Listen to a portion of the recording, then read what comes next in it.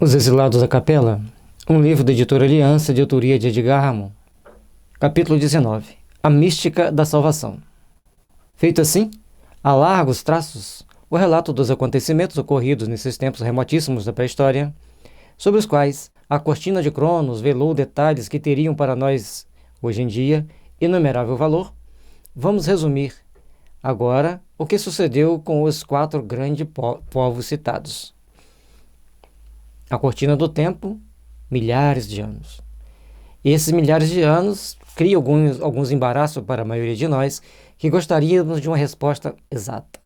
Gostaríamos de saber, ipsos fatos, o que aconteceu, como aconteceu, de que forma aconteceu. Mas só temos a perspectiva de alguns relatos, alguns documentos e as escavações que vão trazendo para nós confirmações de alguns fatos. Mas, para alguns incrédulos, não basta. Para outros, é o suficiente. Vejamos.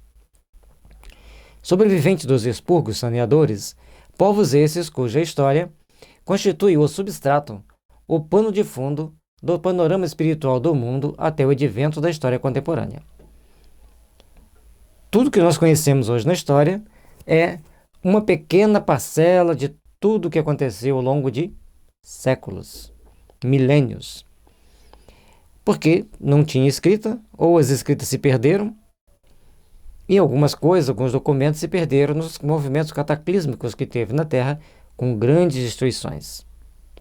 É o relato do segundo ciclo da nossa divisão e vai centralizar a figura sublime e consoladora do Messias de Deus, que, nascendo da semente de Abraão e no seio do povo de Israel, legou ao mundo um estatuto de vida moral maravilhoso, capaz de levantar os homens aos mais altos cumes da evolução planetária em todos os tempos. E aqui nós temos uma situação que ele está mostrar que Jesus veio, a partir do momento que lança-se a ideia de que Jesus viria, e começam a ser ensinados, vai mostrar em todos os povos, teve as mensagens dos seus profetas dizendo que viria o Messias, que viria aquele que traria para o mundo uma nova oportunidade, um conjunto de dados, de fatores, para que nós começássemos a elevar nossos sentimentos e nos libertar das nossas maldades. Mas as pessoas queriam que ele viesse estabelecer um reino de amor e paz, transformando magicamente os corações humanos. E os corações humanos só vão se transformar à medida que eles vão se trabalhando, vão procurando se desenvolver, se aprimorar e se aperfeiçoar. É um árduo e longo trabalho que se estabelece por séculos e às vezes até por milênios. Haja visto ter 2000 anos de cristianismo e nós melhoramos muito pouco. A vida desses 4 povos é a vida da mesma humanidade, conforme a conhecemos na trama aparentemente inextricável das suas relações sociais tumultuárias. Os homens, as tribos, pouco conviviam entre si muito bem, sempre na busca de ter uma riqueza fácil, ter os bens fáceis de forma fácil e como tentavam conseguir, roubando da tribo vizinha.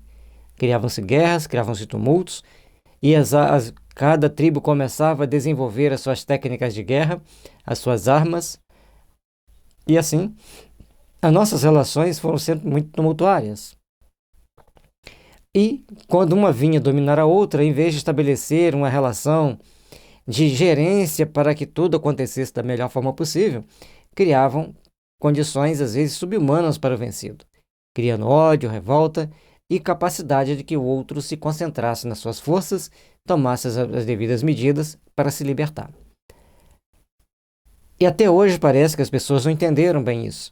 Os líderes acham que vão dominar, sem que venha uma contra-reação.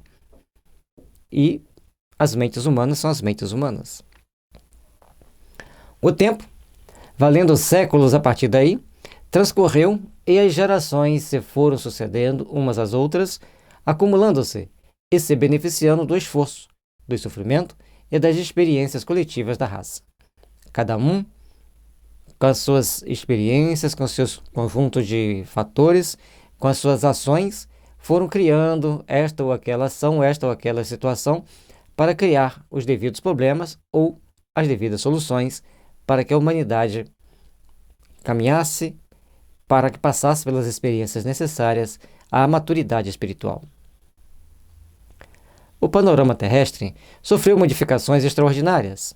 Com a aplicação da inteligência na conquista da Terra e o seu cultivo, no desenvolvimento progressivo da indústria, que passou então a se utilizar amplamente dos metais e demais elementos de natureza, na construção de cidades cada vez maiores e mais confortáveis, na formação das sociedades cada vez melhor constituídas e mais complexas, de nações mais poderosas. Nas lutas da ciência, ainda incipiente contra a natureza ativa e indomável, que avaramente sonegava seus mistérios e seus tesouros, só os liberando com prudência e sabedoria à medida que a razão humana se consolidava. Lutas essas que, por fim, cumularam na aquisição de conhecimentos obtidos à custa de esforços tremendos e sacrifícios sem conta. Aí nós vamos ver que, ao longo de toda a nossa luta para conquistarmos o que temos hoje, gradativamente fomos conquistando a parte científica da vida, um conhecimento aqui, um conhecimento ali, gradativamente, à medida que a gente tinha um amadurecimento da consciência, da razão, para, ao dominarmos determinadas tecnologias, como a nuclear, por exemplo, estivéssemos bem preparados para não fazermos muita besteira, não fazermos muitos estragos. E assim, cada um, segundo o seu tempo, segundo as suas oportunidades, foi trabalhando intimamente para construirmos tudo que temos hoje. Experiências, enfim, árduas e complexas, mas todas indispensáveis, as quais caracterizam a evolução dos homens em todas as esferas e planos da divina criação. E como seria natural que sucedesse em todas essas incessantes atividades, os exilados foram por seus líderes, os pioneiros, os guias e condutores do rebanho imenso. As experiências, cada uma mais complexa do que a outra, cada etapa de aprendizado mais sofisticado e mais delicado, passava-se de um para outro, de uma etapa para outra, até consolidar-se naquilo que a espiritualidade superior esperava. E assim, os exilados sempre ali impulsionando, sempre construindo, sempre na liderança do rebanho. A gente ainda pretende fazer um estudo explicando isso aqui, da era, pegar ali 2-3 mil anos antes de Cristo para cá, mostrando para vocês a geopolítica espiritual da estrutura política da época, e mostrando também que o poder ficava na mão de alguns poucos espíritos. Os faraós e os sacerdotes egípcios também lideraram entre o povo hebreu e grego, persas, depois foram da Grécia, migraram o poder para Roma, e Roma depois se espalhou pela Itália. Então esses espíritos responsáveis por essa condução das massas eram mais ou menos os mesmos sempre. Lá um ou outro vinha uma variantezinha, fazia bastante besteira, mas os grandes líderes, eles foram líderes no Egito, foram líderes em Israel, na Grécia e Roma e depois na Itália. Um exemplo típico é Tutmés III, também foi Saul, foi Agamenon, foi Alcibíades, foi Tibério e foi um dos filhos do Luís II e também Luís XI. Então, o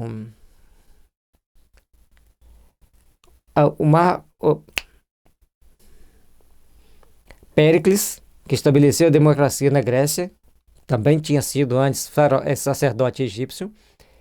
Ele estabelece a democracia na Grécia como Péricles, uma democracia à la grega, né, vamos dizer assim, daquela época, mas já com grandes conquistas sociais para o povo. Depois, esse mesmo Péricles reencarna em Roma como Otávio Augusto e depois como Carlos Magno na França. E hoje é o líder de um país europeu também, não é a França. Aliás, foi. Bom, e se complicou. E assim a gente vai vendo que o grupo de espíritos que dominam, Napoleão, depois a gente fala sobre isso, que dominavam, que tinham poder nas mãos, então eles eram poucos. Não tinha assim Não era possível dar o poder para qualquer espírito. Então, eram aqueles que vinham, uma encarnação no poder, uma encarnação como mendigo, no poder outro como mendigo, aí depois pegavam uma encarnação mediana, e assim eles iam para se depurarem e para também impulsionarem o progresso daquelas regiões, porque eles tinham magnetismo, liderança, inteligência para gerenciar, estabelecer o início desse caminhar. E a Grécia, quando ela começa a estabelecer bases para um desenvolvimento tecnológico que seria impulsionar a Terra no progresso tecnológico em uma época bem antecessora a que nós começamos, mas foi invadida por uma horda de espíritos pervertidos que destruiu a estrutura que estava sendo montada. Foram para Roma. Roma já tinha mais um interesse de domínio econômico, e militar e político, não pensava tanto em tecnologia, ou não era permitido que eles pensassem assim, a função de Roma era trabalhar aquela região para que o Cristo viesse, estabelecesse ali o seu evangelho, e ele fosse divulgado por toda aquela região do Mediterrâneo. Então já era uma função diferente, e depois só em 1500, entre 1500 e 1600, começa-se esboçar uma evolução tecnológica para, a partir de 1600, realmente começar os primeiros passos de uma evolução tecnológica maior, que vai culminar depois no século XVIII, né, 1700 e pouquinho para frente, e aí o ano de 1800 foi rico de conquistas tecnológicas. 1900 trouxe conquistas enormes, e o 2000 está aqui para a gente ver o que nós vamos fazer dele. Então vamos continuar, vamos voltar lá atrás para vermos como estava a condição daquele povo naquela época. Predominaram no mundo e absorveram por cruzamentos inúmeros a massa pouco evoluída e semi-passiva dos habitantes primitivos. Então eram espíritos mais inteligentes, mais capacitados, que iam sendo reencarnados entre os povos para impulsioná-los ao progresso. E tem um hiato de informação. Quem construiu as pirâmides do Egito, as pirâmides da Bósnia, as pirâmides do Japão, que tem pirâmides no mar do Japão também, as pirâmides no México, as pirâmides nos Incas aqui na América do Sul, quem foi que construiu tudo isso? Quem foi o mentor de tudo isso?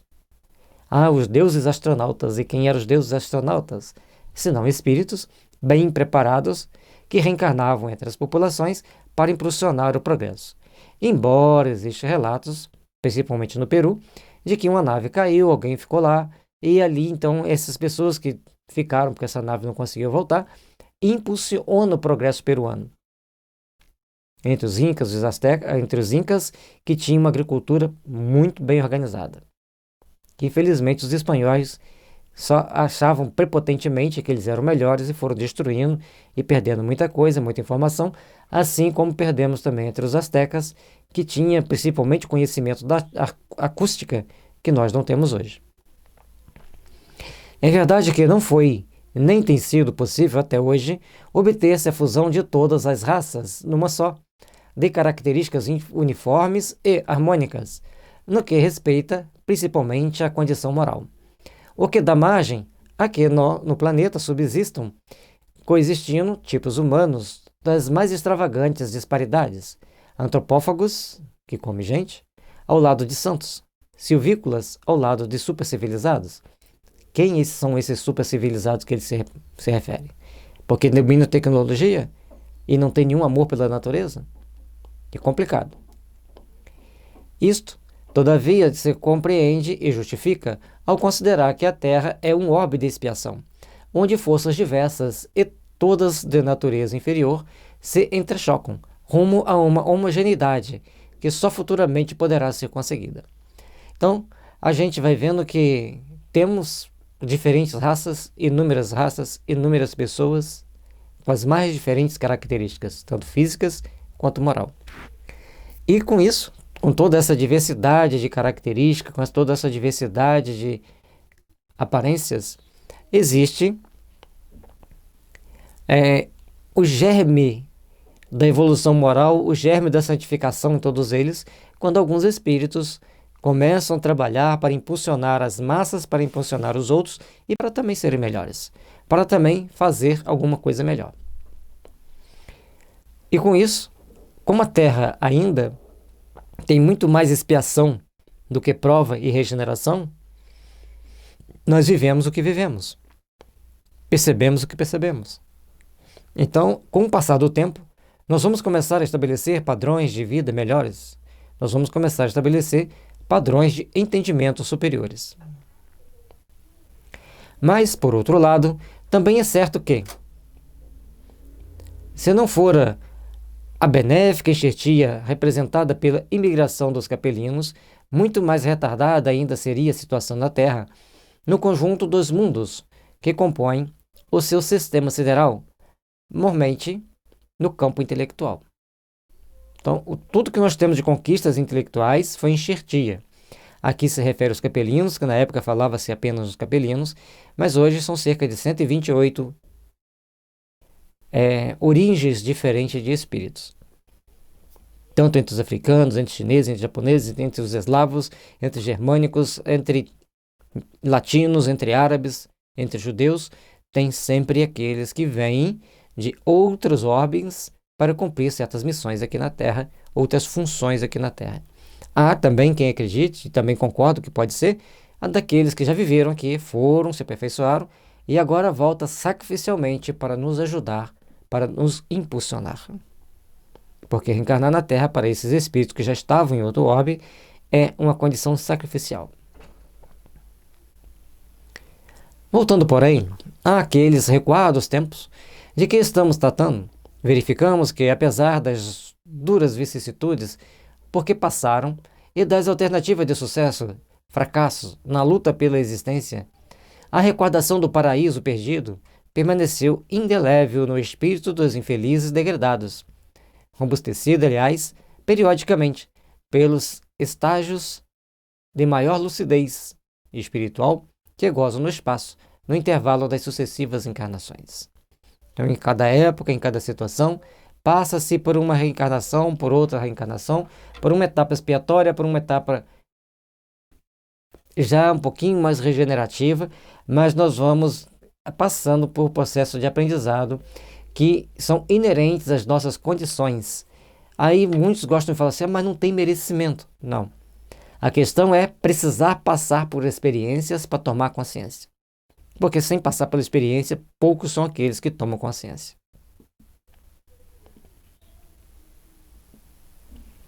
É inerente ao desenvolvimento do espírito passar pela experiência, aprender e tomar consciência. O problema é que tem alguns que passam, não aprendem, não tomam consciência. Sempre lhes fulgurou, na alma sofredora, a intuição da origem superior dos erros, do pretérito e, sobretudo, das promessas de regresso, algum dia, às regiões mais felizes do cosmos.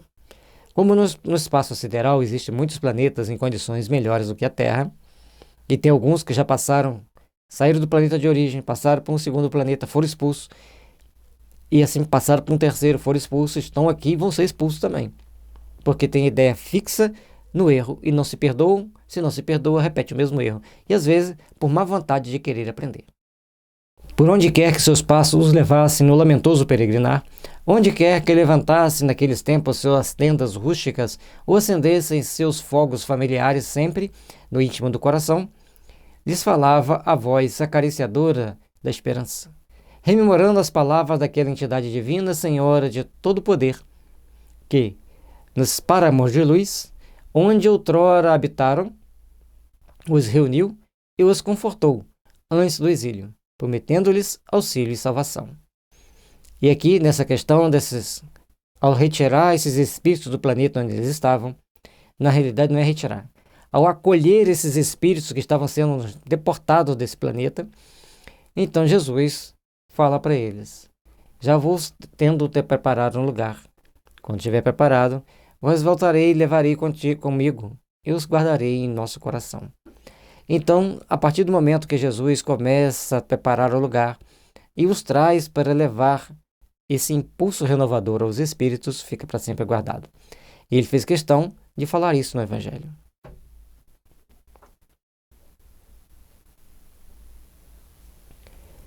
Como narra Emmanuel, tendo ouvido a palavra do Divino Mestre, Antes de se estabelecerem no mundo, as raças adâmicas, nos seus grupos isolados, guardaram as reminiscências das promessas de Cristo, que, por sua vez, as fortaleceu no seio das massas, enviando-lhes periodicamente os seus missionários e mensageiros.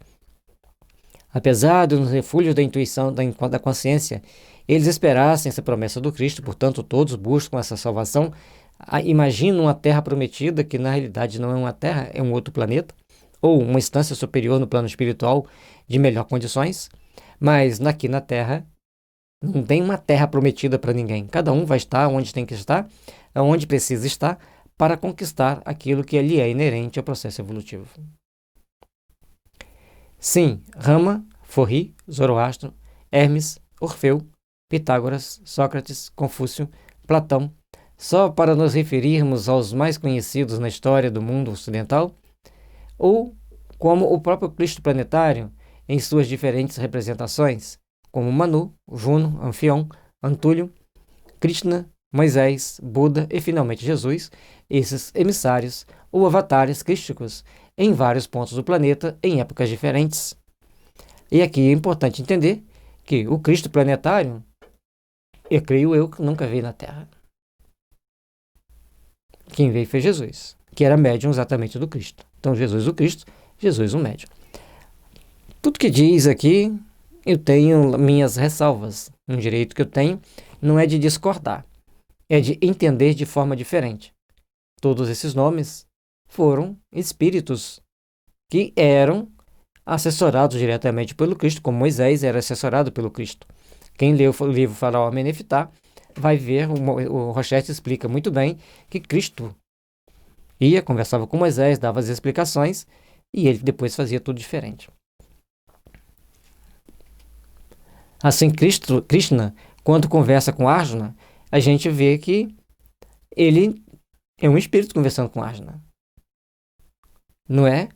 Por como as pessoas esquecem que existe a mediunidade da vidência, da clarividência, da clareaudiência, então começa a achar que Krishna estava encarnado. Mas Krishna era um espírito que via no coração de Arjuna todo um exército, que também não era uma guerra entre dois exércitos lá querendo se degladiar, se matar. Era aquele conflito que você tem dentro de si mesmo. Assim como a Arca de Noé, nunca ninguém construiu uma arca. Apenas é uma fábula que vai mostrar, dentro de uma psicanálise profunda do ser humano, quem ele é e como ele está. Realmente vieram, cada um acredita do seu jeito, mas o conhecimento tem que evoluir e as informações têm que transcender. Senão não faz sentido. Realmente vieram, numa sequência harmoniosa e uniforme, trazer aos homens sofredores os ensinamentos necessários ao aprimoramento dos seus espíritos, ao alargamento da compreensão e ao apressamento dos seus resgates, todos falando na mesma linguagem de redenção, segundo a época que viveram e a mentalidade dos povos em cujo seio habitaram. Então, de acordo com a mentalidade daquelas pessoas, eles mostravam uma relação transcendente, uma possibilidade de você alcançar um mundo melhor, possibilidade de você crescer espiritualmente. Assim, pois, a lembrança do paraíso perdido e a mística da salvação, pelo regresso, tornaram-se comuns a todos os povos e fluíram poderosamente no estabelecimento dos cultos religiosos e das doutrinas filosóficas do mundo, e ainda mais se fortificaram e tomaram corpo, mormente no que se refere aos descendentes de Abraão. E Abraão tem um caso muito interessante, que ele habitava a região de Ur, na Mesopotâmia, onde um espírito superior fala com ele e pede para que ele se desloque na direção X. Ele vai e estabelece assim em Harã. Também ele tem uma vida próspera e ele vai com alguns familiares. E depois, esse mesmo espírito fala para ele ir para uma determinada região. E essa região, que foi a região da Palestina, ele viaja por quase 400 quilômetros, quase 600 quilômetros, com esse grupo de pessoas, ouvindo essa voz, obedecendo essa voz e confiando nessa voz. Portanto, Abraão é aquele que confiou em Deus ao ponto de abandonar todo o seu conforto e dedicar uma vida a uma causa. Prestemos bem atenção nisso.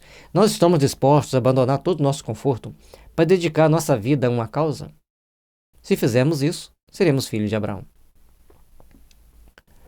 Quando Moisés a isso se referiu, de forma tão clara e evidente na sua Gênese, ao revelar a queda do primeiro homem e a maldição que ficou passando sobre a sua descendência, e aí a questão da queda do primeiro homem é um símbolo para aqueles espíritos que depararam-se nus, porque é muito fácil, dentro da arrogância da prepotência humana, acharem-se senhores de si. Mas no dia de um julgamento final, quando cada um deparar com a sua consciência, e não é o dia do julgamento final, não é o dia do último dia antes do fim do mundo, não. É o momento em que você para e depara com a sua consciência e você se vê nu diante de Deus. É o momento em que você vai fazer a sua arca. Você vai começar a selecionar que tipo de familiares você vai estar convivendo, ou eles mesmos te selecionar ou te desselecionar do convívio deles, e também que tipo de animal você carrega dentro da sua arca, até que você possa libertar a pomba da paz que você deve carregar contigo. Ora, essa queda em sua e essa maldição, que os fatos da própria vida em geral confirmavam, e de outro lado, o peso sempre crescente dos sofrimentos coletivos deram motivo a que os degradados se convencessem de que o remédio para tal situação estava acima de suas forças, além de seu alcance, que somente por uma ajuda sobrenatural, apaziguadora da cólera celeste, poderiam libertar-se deste mundo amargurado e voltar à claridade dos mundos felizes. Portanto, essa queda que nós tivemos aqui, conforme já explicamos dentro dos conflitos que carregamos conosco, eles começam então a fazer cada vez mais busca por essa fuga desse sofrimento. Cada um estabeleceu seu culto, seu entendimento, e viram que eles só por si só seriam frágeis demais para sobreporem-se aos fatos, às situações e às condições, necessitando assim de novas etapas, de novas possibilidades e de novas situações. Fracassando como homens e seguindo os impulsos da intuição imanente, voltaram-se desesperados para as promessas do Cristo, certos de que somente por esse meio alcançariam a sua libertação. Daí, a crença e a esperança universais em um Messias Salvador. Então, todos os povos acreditavam e esperavam que viria alguém para os esclarecer, para os salvar. Mas tudo tem seu mais, né? Por outro lado, isso também deu margem a que a maioria desses povos se deixassem dominar por uma perniciosa egolatria, considerando-se no gozo de privilégios que não atingiam a seus irmãos inferiores, os filhos da terra. Acreditavam que ia voltar, mas era só aqueles que eles achavam que iam voltar. Já não era mais Deus quem ia selecionar. Eram aqueles homens primitivos, rústicos, que faziam a sua própria seleção, baseados naqueles que tinham posses e eram ricos, e excluíam aqueles que eram pobres e que pouco possuíam, mostrando o tamanho da sua degradação moral.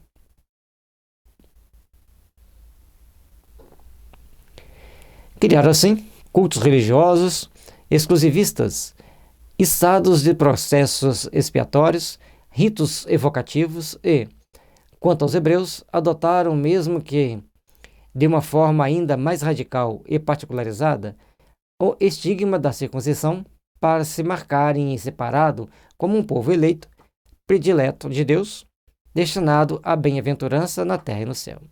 E aí a gente vai vendo a ignorância das pessoas daquela época, como que cortar um pedaço de pele garantiria você entrar no céu. Se você não se reformulasse ultimamente, se você não se tornasse uma pessoa melhor, se você não procurasse fazer o melhor dentro do grupo que você está inserido.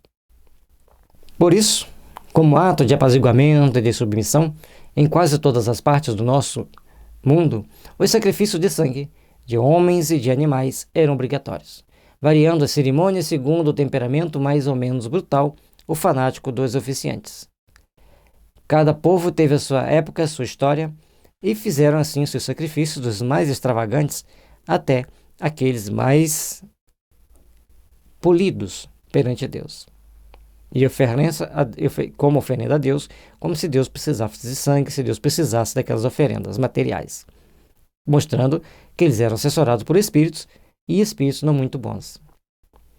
Os próprios cânones mosaicos, como os conhecemos, estabeleceram esses sacrifícios sangrentos para o uso dos hebreus, e o Talmud, mais tarde, ratificou a tradição dizendo que o pecado original não podia ser apagado senão com sangue. Então essa ideia de que tem que apagar os crimes da humanidade com sangue acaba ela se tornando poderosa, ganhando uma conotação especial e travando o processo evolutivo da Terra. E a tradição, se bem que de alguma forma trasladada para uma concepção mais alta ou mais mística, prevalece até nossos dias nas religiões chamadas cristãs, ao considerarem que o pecado dos homens foram resgatados por Jesus no Calvário pelo preço de seu sangue, afastando da frente dos homens a possibilidade inelutável do esforço próprio para a redenção espiritual.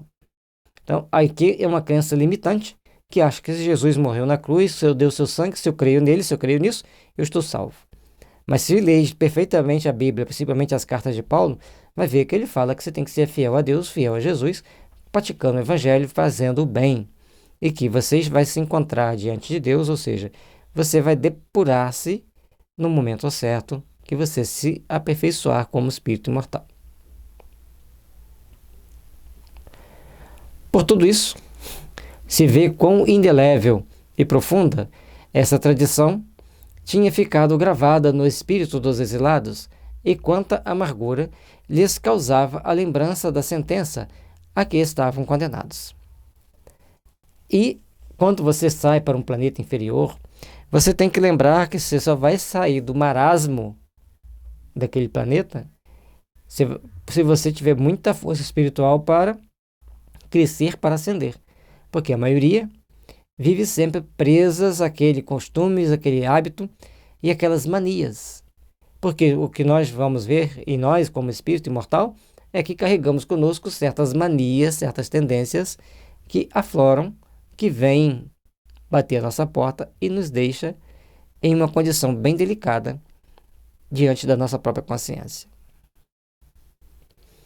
E a mística ainda evoluiu, mas propagou-se a crença de que a reabilitação não seria conseguida somente com esses sacrifícios sangrentos, mas exigia, além disso, a intervenção de um ser superior, estranho à vida terrestre,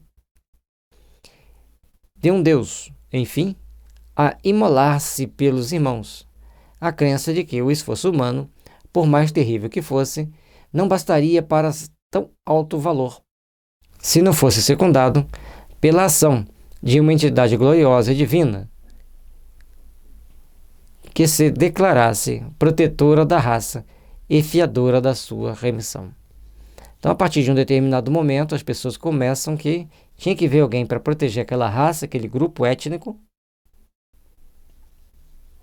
produzir certos fenômenos, e que essa raça começou a achar que dessa forma ela dominaria o mundo.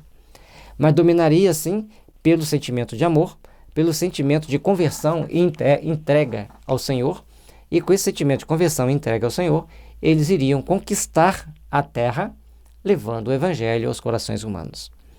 Mas o egoísmo humano, a falta de entendimento da amplitude da promessa do Cristo, embora ele deixou bem claro, é que fez com que ainda estivéssemos até hoje passando pelas dificuldades que passamos, passando pelos tormentos que passamos. Não compreendiam, no seu limitado entendimento, que essa desejada reabilitação dependia unicamente deles próprios, do próprio aperfeiçoamento espiritual, da conquista de virtudes enobrecedoras, dos sentimentos de renúncia e de humildade que demonstrassem e nas provas pelas quais estavam passando.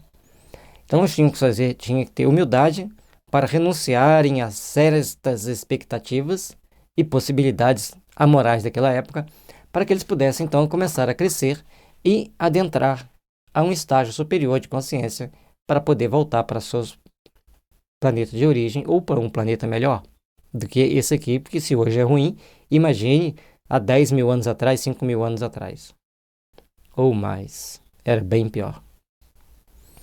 Não sabiam porque, infelizmente, para eles, ainda não soara no mundo a palavra esclarecedora do Divino Mestre, que o que com eles se passava não constituía um acontecimento isolado, único em si mesmo, mas, sim, uma alternativa da lei de evolução e da justiça divina, segundo a qual cada um colhe os frutos das próprias obras. Cada um tem a sua obra para resgatar, cada um tem a sua obra para impulsionar, cada um tem o seu compromisso de fazer o bem. E dentro desses compromissos de cada um, que nós temos que interiorizar valores, interiorizar sentimentos e começarmos a dar nossos passos evolutivos, a caminhar para crescermos e aprimorarmos. Por isso, a crença de um Salvador divino foi se propagando no tempo e no espaço, atravessando milênios, e a voz sugestiva e influente dos profetas de todas as partes, mais notadamente os de Israel, nada mais fazia que difundir essa crença, tornando-a, por fim, universal. Então, todos os profetas falavam da vinda de um ser salvador das grandes civilizações, inclusive nas Américas. Todos acreditavam que viria um salvador, mostrando assim que nós estávamos todos na expectativa de que viria alguém. Portanto, essa crença se torna universal, essa expectativa se torna universal, e os profetas, então, anunciam que viria o Mestre, que viria aquele que ajudaria a humanidade a compreender as leis de amor, de solidariedade e compaixão, que nos leva a caminharmos com mais tranquilidade em direção ao Pai.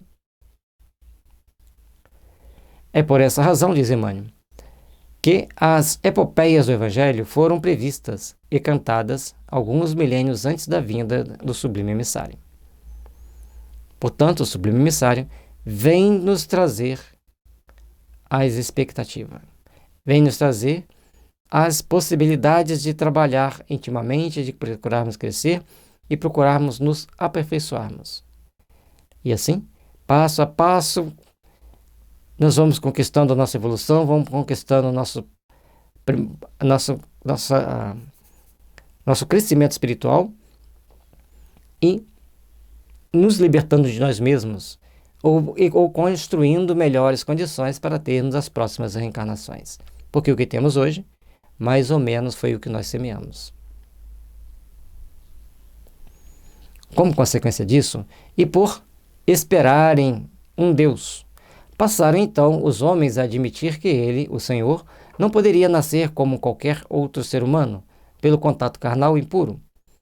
Como não conheciam outro processo de manifestação na carne, senão a reprodução segundo as leis do sexo, por toda parte, começou a formar-se também a convicção de que o Salvador nasceria de uma virgem, que deveria conceber de forma sobrenatural. E os homens vão sofisticando as coisas. Como que se ele vai ser um Deus, que ele vai vir perfeito, como que ele vai ser?